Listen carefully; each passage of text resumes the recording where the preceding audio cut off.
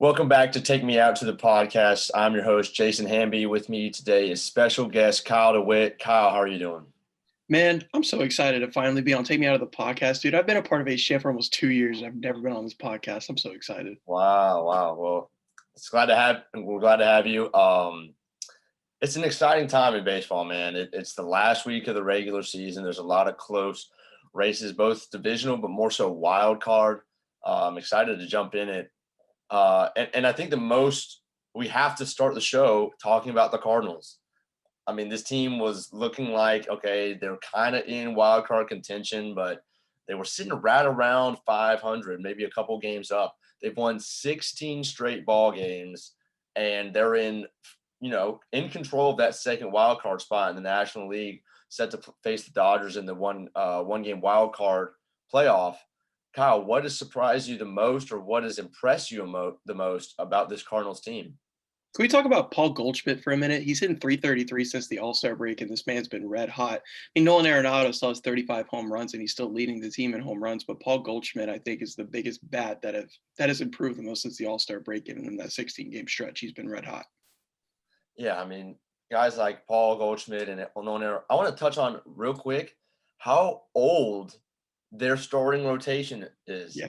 They're throwing Adam Wainwright, who's like the ageless wonder. He's like the Tom Brady, seemingly, of baseball. This guy is since the All-Star break, or in his last 7 games, he's 5-0 with a 2.3 ERA. They're throwing out John Lester, who looked like he needed to retire at the beginning of this year and last year. Just like, this guy is just getting shelled. He's kind of resurrected himself over this winning streak. In his last 7 games, he's 3-0 with a sub-3 ERA. And they're throwing out J.A. Happ. This guy, I thought he retired years ago. He's also – all these guys are above 38 years old. This is their top 3 with Jack Flaherty out. Jack Flaherty's now coming – he's only pitched in 15 games. He's got 76 innings on the year. This is their ace. We all expected him to be the number 1. He's just been hurt. And he's kind of making his way back, slowly progressing. I think he threw just like a 2 or 3 inning field game last time. Hopefully they'll have him back for the playoffs. But I don't think they can go away from Wainwright in a one-game series. If they do lock it up, which it looks like they will, and play the Dodgers in the one-game playoff, how could they throw anyone with Wainwright? Oh, no, absolutely. You have to throw Adam Wainwright. I mean, like you said, 5-0 in his last 7 starts, and he's 16-7 on the season with a 3.03 ERA. This guy's an ageless wonder. This guy's been playing for almost 15 years. This guy's insane. I mean, but they're also 6 games in front of the second wild card spot, which is between the Phillies and Braves, but we'll get to that in a little bit. But I don't see them losing that second wild card spot. And you're right, they do have to throw Adam Wainwright. I'm not throwing John Lester in an AL wild card matchup. No. And the thing is, for the Dodgers, obviously the Dodgers are record-wise a far superior team. They're like 16 games up of the Cardinals for the second spot, 13 games up. But this is the exact kind of script that you don't want to see in the playoffs. You don't want to see the team that is red hot at the right time. And we've seen it time and time again. And we saw it with the Giants teams of the past, where they were never really separating themselves, got hot at the right time, and just went on a heater throughout the postseason and won it all. They did it 3 times. We've seen it in the past with the Royals. They won the division, but they really just got hot.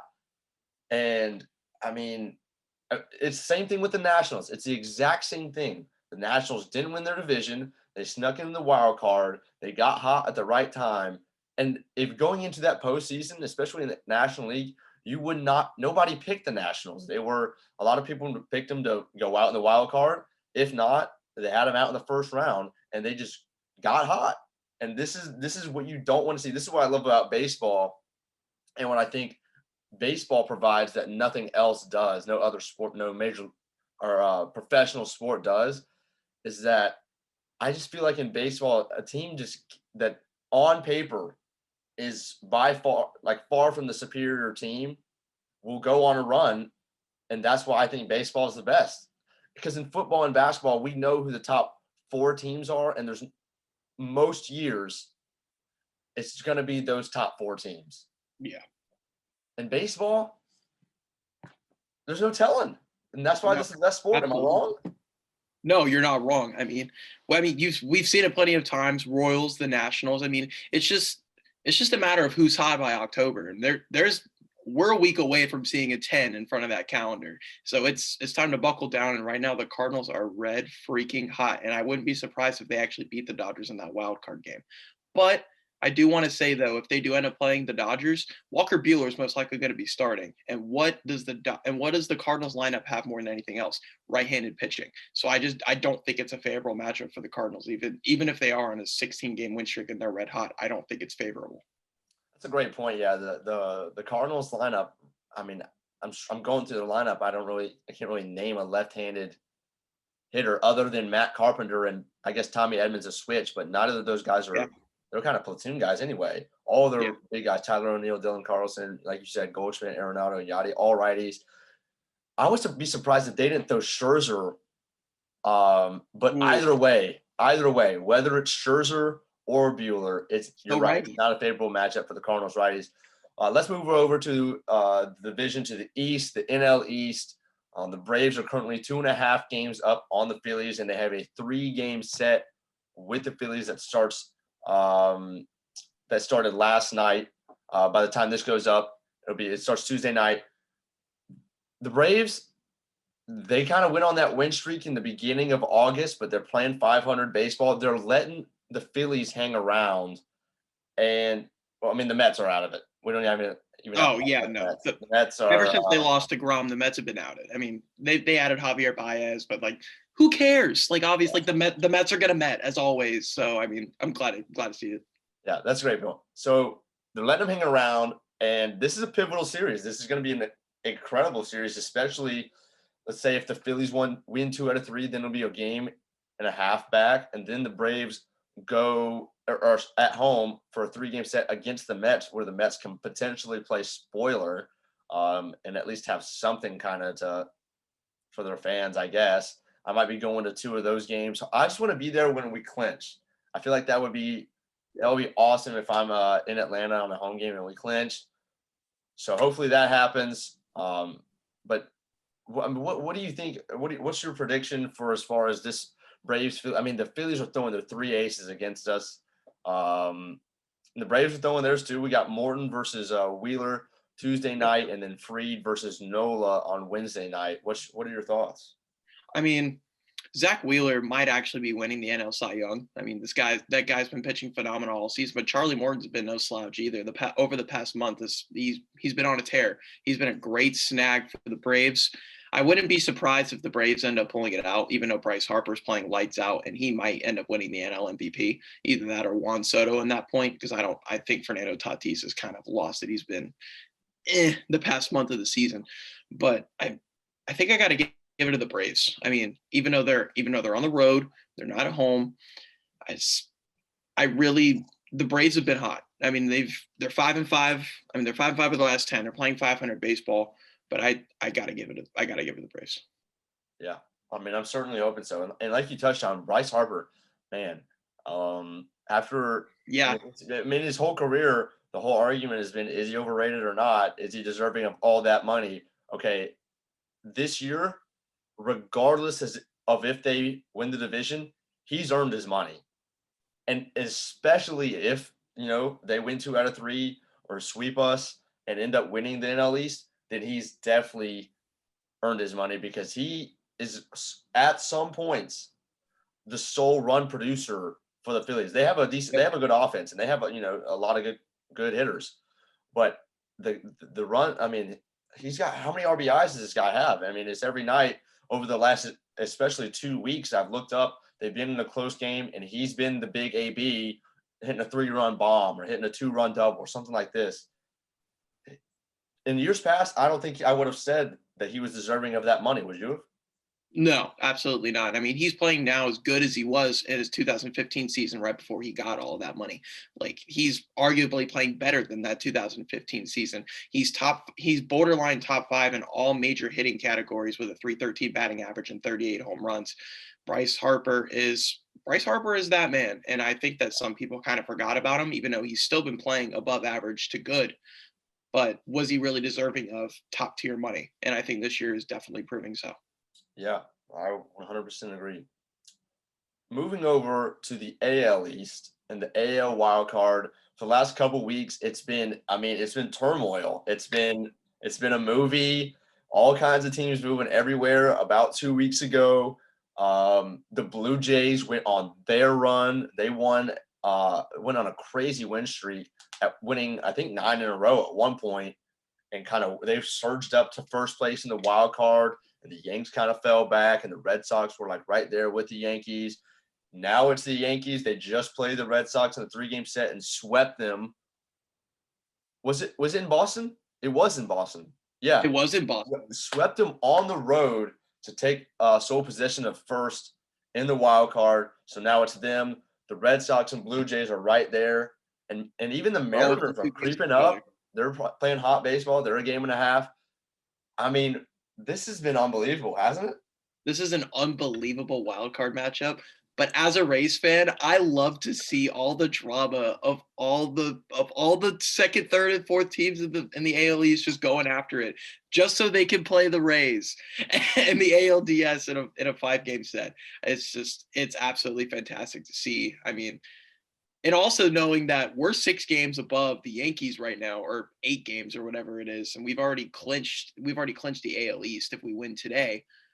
It's just knowing the second, third, and fourth teams in the division are all battling for that, or for those first and second wild card spots, and the Rays have dominated them all year. All three teams they've almost, I think they have winning records against all 3 teams. But I want to touch on the Red Sox for a minute, right? Because you got Xander Bogaerts, you got Rafael Devers, Kyle Schwarber out of the trade deadline, and Chris Sale, ever since coming back, is 5-0 with a 2.57 ERA and has 39 strikeouts and 35 innings pitched. This guy is back to form, back to his Cy Young form, and I think he could be the sole reason why the Red Sox end up going to the ALDS and facing the Tampa Bay Rays. As a Rays fan, y'all have done well against Garrett Cole in the past. Y'all faced him a ton of times. So if it is the Yankees who win the wild card and advance to the ALDS against y'all, I'm not that concerned. I'm not concerned. I'm definitely concerned about the Boston Red Sox, though. That is who I'm concerned about, because Boston always hits well against us. I think that they've averaged 5 or 6 runs a game playing against us this year, and their pitching staff has improved a lot, especially with Chris Sale coming back. And Chris Sale has dominated the Tampa Bay Rays in years past. So if y'all don't necessarily fare that well against lefties anyway.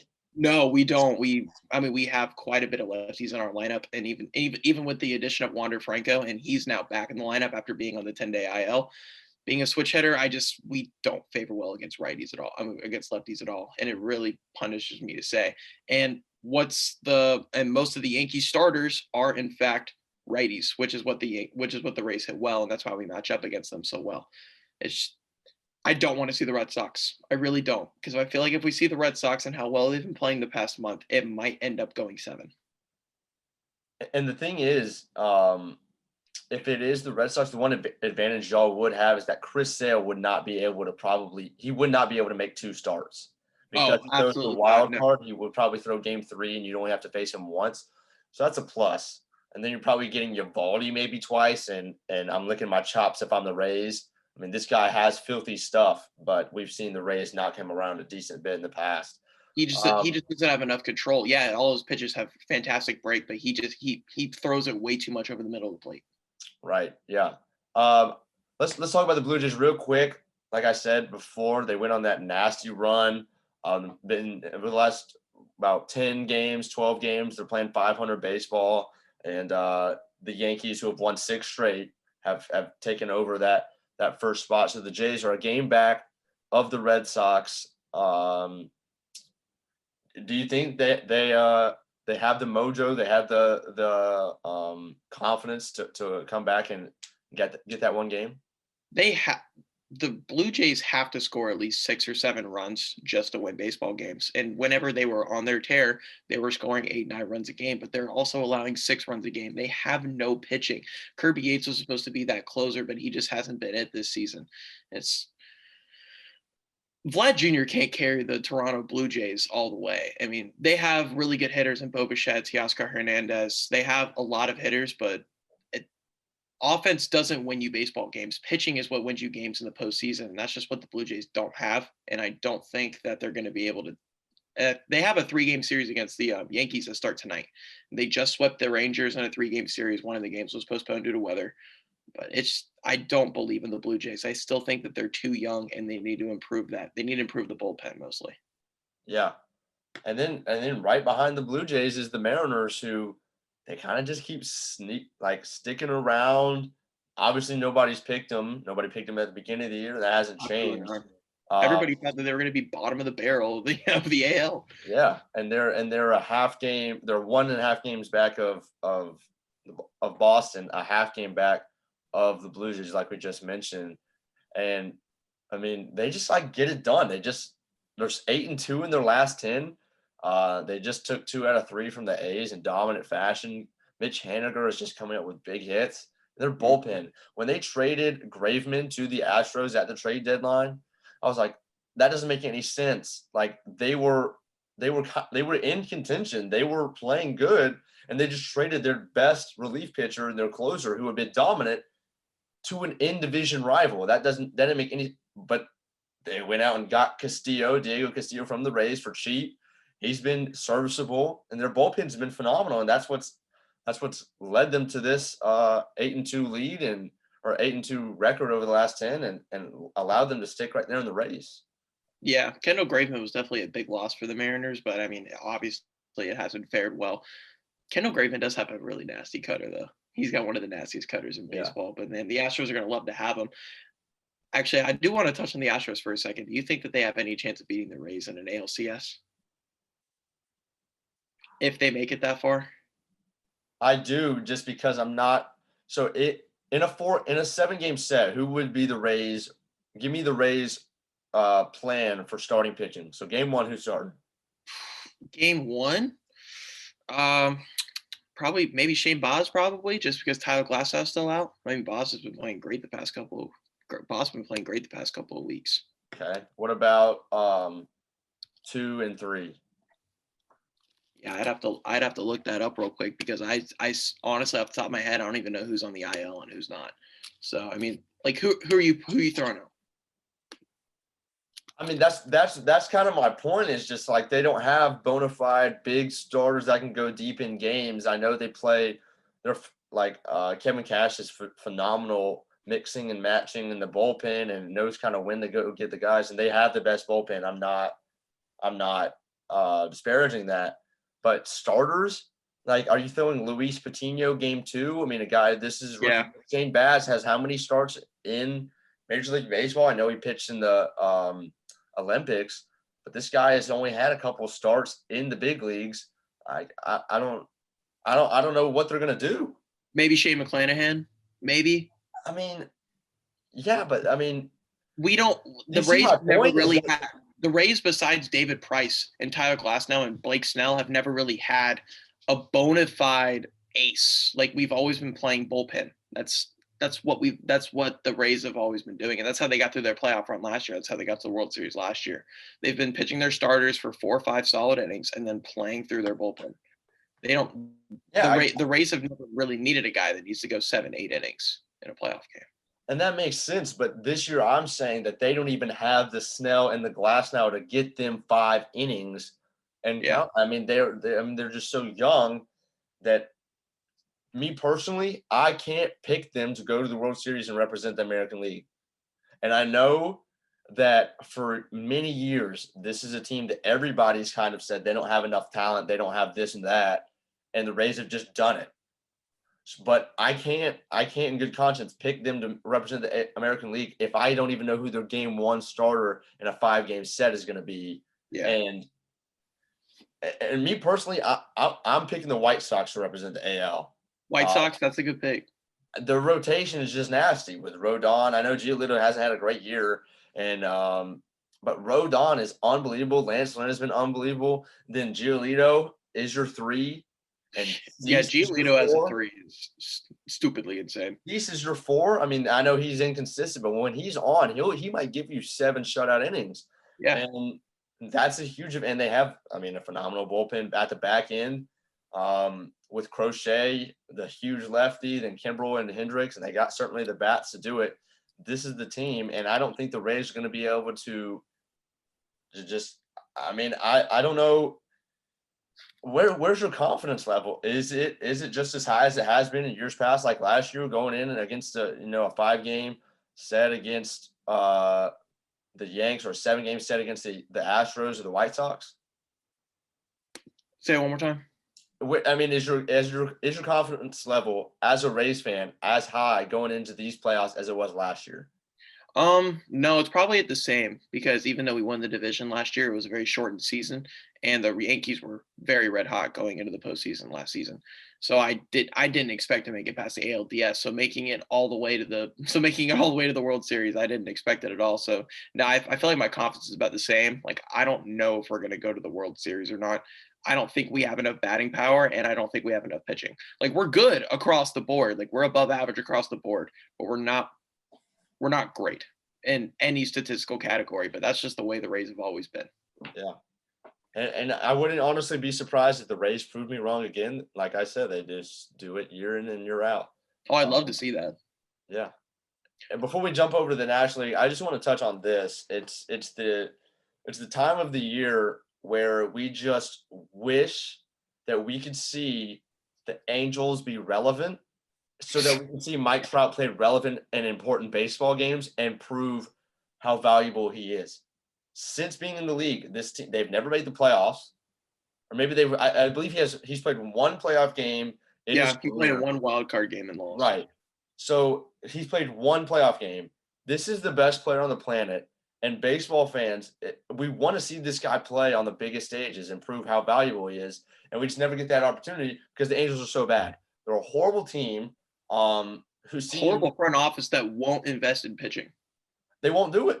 They won't invest in their farm system either. It's ridiculous. And I'm honestly, I have no ties to the Angels at all, but it's just because I want to see, like, imagine if we got to see Trout and Shohei, and they had other pitchers, and they were a 90-win baseball team, and we got to see them in the first series against the White Sox. That would be fantastic. I mean, that's what we want. That's what baseball fans want. We don't want to see the Astros. The Astros are a cool team to watch. Don't get me wrong, and I'm not disappointed with them, watching them at all. I'll be watching every single game. But I want to see somebody different. And if the Angels with Trout and Shohei, that would be something worth watching. They might just have to throw Mike Trout on the mound. Oh my gosh! I mean, they might have to. I think Mike Trout on the mound might be better at what they're throwing out of the mound right now. Because I don't know who the number one is. Is it? Exactly. Can't even say it off the top of the head because there's literally no pitching besides Shohei. Because you would pitch Shohei day one. You would pitch Shohei game one. Absolutely. And try and get 2 games. But he's still hitting every single day. Dylan Bundy. Dylan Bundy. Yeah, Dylan Bundy. Are you kidding me? Are you kidding me? Dylan Bundy is your true number one pitching ace. Like, come on, get out of here. This is why they're below 500, and this is why this is why Mike Trout has no playoff appearances absolutely whatsoever. I wish they'd just go spend $200 million or $100 million next offseason on pitching. Yes. I mean, please. There's nothing. They're in LA. There's nothing keeping. They just signed. I mean, they got plenty of money, but they just like, let's go get Justin Upton for. When they signed that deal, they needed pitching just as bad then. What was it, like 4 or 5 years ago, than they do now? Well, let's sign Justin Upton to a 7-year, $200 million deal. Let's sign Albert Pujols. I mean, they're still paying Pujols. And they're still paying Pujols, and he's playing really good for 40 years old in the Los Angeles Dodgers right now. So, well, speaking of the Dodgers, let's go over to the National League. Give me your matchup in the NLDS, that you're looking forward to most. If it ended right now, then it would be the Dodgers, Cardinals in the wild card. The winner of that facing the Giants, and then if it holds, the Braves versus the Brewers also in the NLDS. What matchup are you most looking forward to? I mean, obviously, everybody's going to say Giants. Everybody's going to say Giants versus either the Cardinals or the Dodgers.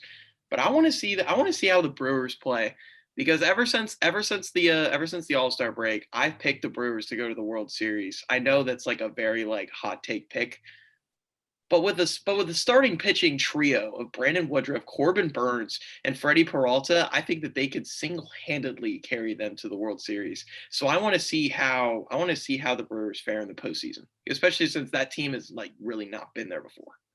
Right. Yeah. And that's a great point. I think, yeah, the rotation of the Brewers is just Insane. nasty. And And you it's not and you have Josh Hader and Devin Williams in the bullpen. Like you nobody. have a great righty and a great lefty, and you have three great starting pitchers. I mean, there's no reason why the Brewers could put up like 3 runs a game and then make it to the World Series. There's no reason. Yeah. And this is like to that point, nobody would want to face that team. Um, No. going in, in a 5-game set, you have to beat of those 3, you got to beat 2 of them because you're getting if Corbin Burns starts game 1, he's also starting game 5. So then you got to beat him once at least, or beat Woodruff and Peralta if you lose both. It's not going to be fun for the Braves. And they're especially with all the injuries they have, no Acuna, no Marcell Ozuna. I mean, if you're throwing out Jock Peterson in center field, and you're throwing out Jock Peterson, I mean, Ozzy Albies is really good, but they don't really have a lot of batting firepower. I mean, they also have Austin Riley too. Austin Riley is also very phenomenal, but I mean, I just don't think they have enough batting firepower in order to hang with the Brewers. Yeah, I mean, I might disagree with you there. I said the biggest kind of struggle with the Braves is definitely still the back end of the bullpen. Mm-hmm. I think we do have the best infield in baseball. We have Freddie. I mean, he's not going to be the MVP, but he's had a phenomenal. He's hitting 300 with over 30 bombs and over 90 RBIs. You got Ozzy, who is second in the National League in RBIs. He has over 100. You got Dansby at short, who's got over 25 bombs and over 80 RBIs. And Austin Riley, who at one point looked like he could be an MVP contention, not to win it, but to be in the talk. He's got over 30 bombs, over 100 RBIs. He's also tied for second. And then you got the guy who's leading the National League in RBIs. Who, like, if I were to ask you, I bet you this guy wouldn't be in the top 5. But Adam Duvall, leading the National League in RBIs, he has 112 RBIs, and this guy rakes. And I think the offense, is good enough to keep us right there with the Brewers, with Woodruff, Burns, and Peralta. But it's the fact that we are sending Will Smith out in the 9th inning of any close game that really gives me a heart attack as a Rays fan, because this guy, it's just never safe. There's no lead safe with this guy. If we're up 2 runs going into the 9th, you can bet that Will Smith is giving up a bomb to either the first or the second guy, solo bomb, to bring it within 1, and then he's walking the next guy. He's going to get the first out, give up a bomb, then walk the next guy, make you sweat, and then maybe blow it, maybe not. But I swear, in half of his saves, and he's got a decent bit of them, we've been up 2 runs, out, bomb, walk, then who knows? And then magically gets a double play, or magically gets 2 outs. Yeah, I mean, I'm just sweating. I mean, even in a regular season game, we're like, oh, Will Smith's coming in, we're winning 5-3. Who knows? I mean, it's historic how much. I mean, this guy's not. I mean, he's got great stuff. His slider is one of the best in baseball, and it has been for a while. But man, he just seems to groove them at the wrong times. That's the way a lot of these top teams that are in playoff contention. That's the way a lot of these closers have been. Like the guys who have been staples as closers on organizations for years, like Aroldis Chapman, Kenley Jansen. They haven't been playing the best baseball either. So I mean, like, but the Brewers, they have Josh Hader, and they have the Brewers. They have Josh Hader and they have Devin Williams. Like I think we're starting to turn the table a little bit and seeing like new closing pitchers that are now becoming dominant. It's not Kenley and Aroldis Chapman anymore. It's Devin Williams and it's Alex Reyes and it's some of these guys. Like, how do you feel about that? Yeah, I think you're exactly right. I mean, there has been a lot of new guys coming up, and even Richard Rodriguez was, when he was on the Pirates. I know he's older, but he was still kind of a first-year closer who was doing really well. Yeah. Alex Reyes, like you touched on, he's been very good for the Cardinals and a key piece of their winning streak. But real quick, I do want to touch on we have to touch on the Giants versus potentially the Dodgers or the Cardinals. I just want to see the Dodgers go out before the NLCS because as a Braves fan, they ruined it for me last year. They ruined it for me in two other years in years past. I remember I was just so invested in Juan Uribe misses a bunt, misses another bunt, then just 0-2. We grew from a slider. He freaking hits a bomb to go ahead. And I think that was like the 2016 NLDS when we were up. We blew that one. We've blown plenty of them to the Dodgers. I just want to see them go out early. So whether that's the Cardinals and Wayno, that would make you laugh. That would make me happy. If it was the Giants, that also brings joy to my heart because nobody's picking the Giants. Nobody has all year. I'm surprised though because the Giants have they have the first or second best record of baseball too. Them or the Rays, I don't know, but they've just been playing consistently all season long. Yeah, and so if let's say it's the Dodgers Giants, what are you most looking forward to there? What's your prediction? I want to see how Clayton Kershaw plays, especially since he just now came back, and he's got to go against one of the best hitting teams in baseball. But he would only pitch once. He's probably going to be the third starter, but it's a very pivotal game 3, especially since like you have Max Scherzer game 1, you have Walker Buehler game 2. If you're locked at a 1-1 series with a 7-game series, that's a very pivotal game 3. And Clayton Kershaw's only pitched, I think, 3 games ever since coming back, and he's not going to pitch in the wild card game, so he's only going to have 4 games underneath his belt before he faces the Giants in the ALDS if they make it that far. I don't know. I'm just interested to see how Clayton Kershaw's going to play. Yeah. And I think Kershaw would be the game 2. So if we said, okay, let's say Buehler starts the wild card, then it'd be Scherzer, Kershaw in a 5-game set. That would probably be his only start. He probably wouldn't throw game 5 because they still have Urias. Yep. And Urias is going to go game 3. Then you have Buehler on full rest throwing game 4. Then Scherzer 5. That's not something that I would want to face. But it's definitely going to be an interesting last week of the regular season. The wild card is going to be fun no matter who it is. When your season's on the line in a 1-game playoff, that's going to be awesome. I never thought I'd root for the Yankees, but I really need the Yankees to beat the Red Sox. Yeah, that's going to be fun. Really man. I can't. And it's awesome that the AL East is showing out like it is. I mean, the 3 wild card the 3 teams in the wild card right now are all AL East teams, and y'all are just unbelievable. I didn't expect that. But man, that's been crazy. But yeah, it's gonna be a fun playoffs. And Kyle, I appreciate you being on. We'll be back. Take Me Out will be back in 2 weeks, in the middle of October to discuss all the latest in the playoffs. And we're gonna be excited to bring you back and talk baseball yet again. So Kyle, once again, thank you for being on the show today. And Take Me Out. We'll see you in 2 weeks.